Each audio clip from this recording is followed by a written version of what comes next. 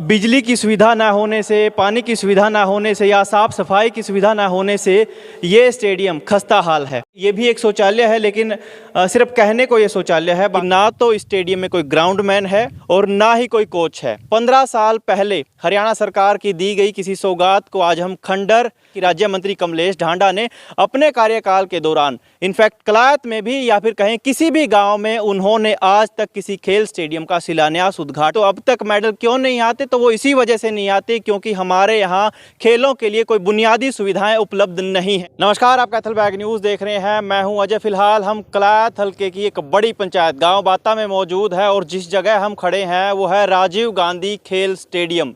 जी हाँ, सिर्फ नाम ही औपचारिक है, बाकी कुछ औपचारिक नहीं है। यहाँ पे जिस हरियाणा सरकार ने 15 साल पहले गांव बाता को इस खेल स्टेडियम के रूप में ये सौगात दी थी कि लगभग 8 एकड़ में ये खेल स्टेडियम मेरे पीछे मौजूद है, और आज ये सौगात खंडर बनी हुई है या फिर जंगल में तब्दील होने को मजबूर है। फिलहाल इस पूरे के पूरे खेल स्टेडियम के हालात भी आपको दिखाएंगे, मगर उसके साथ साथ एक एक चीज़ पर आगे बढ़ते हैं कि हरियाणा सरकार द्वारा दी गई कोई सौगात आजकल धरातल पर किस तरीके से अपना काम कर रही है।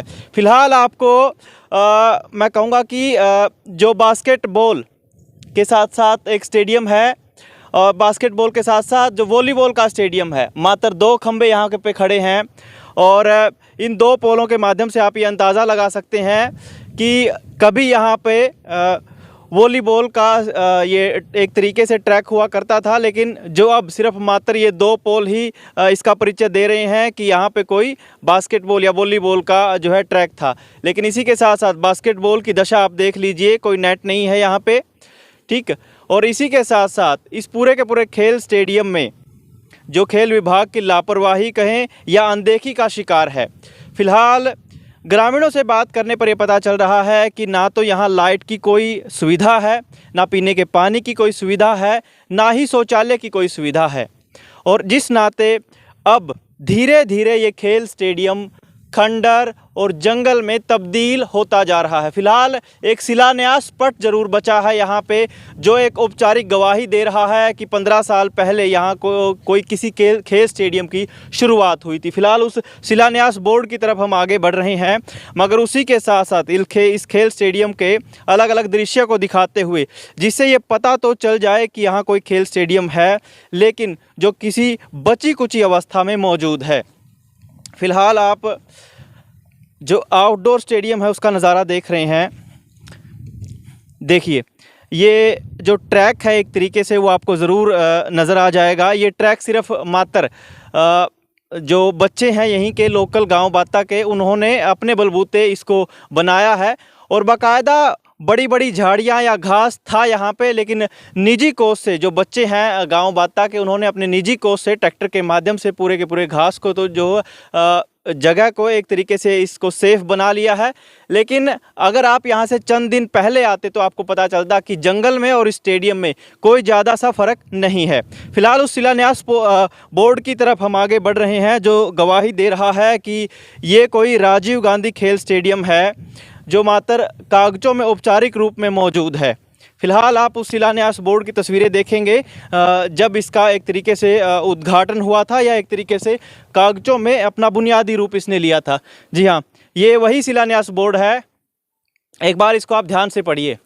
राजीव गांधी खंड स्तरीय खेल स्टेडियम बाता का शिलान्यास माननीय भूपेंद्र सिंह हुड्डा, मुख्यमंत्री हरियाणा के कर कमलों द्वारा श्री फूलचंद मुलाना शिक्षा एवं खेल मंत्री हरियाणा की अध्यक्षता एवं श्री जयप्रकाश सांसद हिसार व श्रीमती गीता भुक्कल विधायिका एवं हल्का कलायत की उपस्थिति में वीरवार 26 अक्टूबर 2006 को संपन्न हुआ। जी हाँ, मात्र ये शिलान्यास बोर्ड ही है जो एक औपचारिक गवाही दे रहा है कि ये कोई खेल स्टेडियम है। इसके अलावा ऐसी कोई चीज़ आपको यहाँ नहीं लगेगी कि जिससे आप ये अंदाज़ा लगा सके कि यहाँ कोई खेल स्टेडियम था। तो 15 साल पहले हरियाणा सरकार की सौगात किस तरीके से धरातल पर है और धरातल पर कितनी बुरी अवस्था में है, उसका आप ये जीता जागता। फिलहाल हम इस एक तरीके से जो ये खंडर तब्दील इमारत है, जिसको आप इंडोर स्टेडियम का भी रूप इंडोर स्टेडियम के रूप में भी देख सकते हैं, उसको आप अंदर से देखने वाले हैं। फिलहाल हम इसके अंदर जा रहे हैं और एक एक चीज़ को आपको बारीकी से दिखाएंगे यहाँ पर कि कौन सी चीज़ या किस चीज़ को देखकर आप ये अंदाज़ा लगा सकते हैं कि ये स्टेडियम है? फ़िलहाल हम इसके अंदर मौजूद हैं। ये इंडोर स्टेडियम का रूप है, लेकिन बिजली की सुविधा ना होने से, पानी की सुविधा ना होने से या साफ़ सफाई की सुविधा ना होने से ये स्टेडियम खस्ता हाल है। देखिए ये दरवाजे हैं, दरवाजे किस तरीके से टूटे पड़े हैं, और लाइटें जो हैं बिजली की वो सिर्फ नाम मात्र ही रह गई हैं।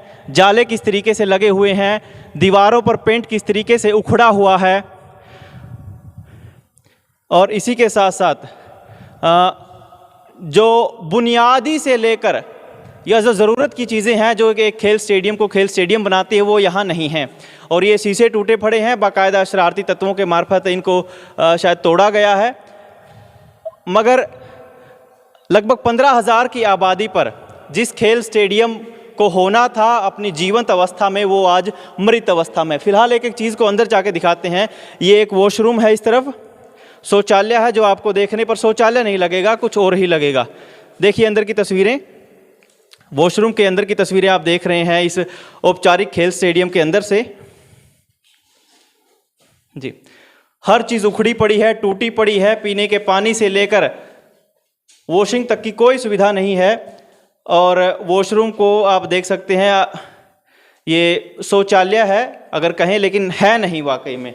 और इसी के साथ साथ ये अलग अलग वॉशरूम इसमें मौजूद हैं, मगर ये इनको आप वॉशरूम ना कहकर ये कहेंगे कि बदहाली का शिकार है ये पूरी की पूरी इमारत।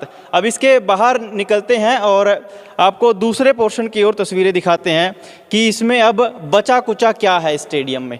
ये दूसरे पोर्शन की एक तस्वीर है। ये भी एक शौचालय है, लेकिन सिर्फ कहने को ये शौचालय है, बाकी इसमें ऐसा कुछ नहीं है जिसको आप देख के कह सके कि ये सुविधाएँ हैं इसमें शौचालय के लिए। ठीक, और इसके बाहर निकलते ही एक ये शायद स्टोर रूम है, और एक तरफ कुछ जिम की फैसिलिटीज़ के लिए ये रूम बनाया गया था, लेकिन मात्र एक लिफ्टिंग मशीन है इसके अंदर। सिर्फ ये लिफ्टिंग मशीन है जो ये गवाही दे रही है कोई कुछ था यहाँ पे जिसका अंश मात्र बचा हुआ है, लेकिन लिफ्टिंग मशीन को उठाना कहाँ से है, कुछ ऐसा इसमें नहीं लगा हुआ। तो ये भी टूटी पड़ी है यहाँ पे। ठीक, तो आप एक एक चीज़ को बड़ी बारीकी से यहाँ पे अपने नज़रों को तेज़ करके ज़रूर देख सकते हैं, लेकिन ये पुख्ता तौर पे नहीं कह सकते कि ये स्टेडियम था। और इंडोर स्टेडियम में हम मौजूद हैं, लेकिन इंडोर जैसी कोई फैसिलिटी नहीं है यहाँ पे। और इसके बाहर निकलते ही आपको ये व्यू दिखेगा। ग्रामीण बच्चों ने अपनी मेहनत के बलबूते इसको थोड़ा बहुत विकसित रूप दे रखा है। ट्रैक्टरों के माध्यम से, एरो के माध्यम से एक तरीके से मिट्टी को सही शक्ल दी गई है। घास या झाड़ियां नहीं हैं इस तरफ। और एक बिल्कुल आप एक मंदिर है हनुमान का, जिसको बच्चों ने, युवाओं ने ही अपने बलबूते तैयार किया है। ये ट्रैक पर फ़िलहाल हम मौजूद हैं।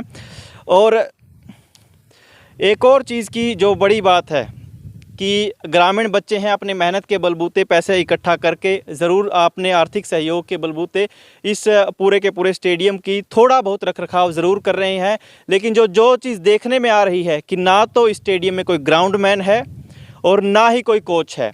ग्रामीणों से पता करने पर पता चलता है कि जो ग्राउंडमैन था वो लापता है, पता नहीं कहाँ है। और इसी के साथ साथ ना कोई लाइट की सुविधा है यहाँ पे, ना ही पीने के पानी की सुविधा है, ना ही शौचालय की सुविधा है। और सिर्फ मात्र ये ट्रैक बचा है जिसके माध्यम से आप ये कह सकते हैं कि ये कोई खेल स्टेडियम है। बिजली की सुविधा न होने का एक बड़ा कारण ग्रामीणों ने ये बताया कि यहाँ का बिल, जो बिजली की तारें पहले लगी हुई थी, लगभग 5 लाख आया था। और बिजली विभाग ने अपने बिजली की वसूली करने के लिए, बिल की वसूली करने के लिए एक तरीके से यहाँ के ट्रांसफार्मर को वो अपने साथ ले गए थे। और तब से लेकर यहाँ पे कोई लाइटिंग की सुविधा नहीं है। यानी कि 15 साल पहले हरियाणा सरकार की दी गई किसी सौगात को आज हम खंडर या फिर जंगल होते हुए देख रहे हैं। और राज्य मंत्री की भी बदहाली कहिए यहाँ पे कि उन्होंने अपने कार्यकाल में किसी भी गांव में या खुद कलायत में भी कोई किसी खेल स्टेडियम का शिलान्यास उन्होंने नहीं किया। जी हाँ, ये बड़ी बात हम कह रहे हैं कि राज्य मंत्री कमलेश ढांडा ने अपने कार्यकाल के दौरान, इनफैक्ट कलायत में भी या फिर कहें किसी भी गांव में, उन्होंने आज तक किसी खेल स्टेडियम का शिलान्यास, उद्घाटन नहीं किया। तो ये एक तरीके से आप ये कहेंगे कि मेडल कैसे आते हैं, तो जी हाँ, मेडल ऐसे नहीं आते। जी हाँ, कलायत में किसी न किसी को तो खेलों के लिए नुमाइंदगी करनी पड़ेगी। तो अब तक मेडल क्यों नहीं आते, तो वो इसी वजह से नहीं आते क्योंकि हमारे यहाँ खेलों के लिए कोई बुनियादी सुविधाएं उपलब्ध नहीं है। जी हाँ, अगर आप ये सोच के देखिए कि पीने के पानी से लेकर के बिजली तक की सुविधा, शौचालय तक की सुविधा, अगर इतनी बुनियादी सुविधाएं खेल स्टेडियम में नहीं है तो आगे की जो अत्याधुनिक सुविधाओं से लैस खिलाड़ियों से जिनका बच्चों का कंपटीशन होने वाला है, उन बच्चों से किस तरीके से प्रतिस्पर्धा कर पाएंगे हमारे बच्चे। फिलहाल कैथल बैग न्यूज़ के साथ इतना ही।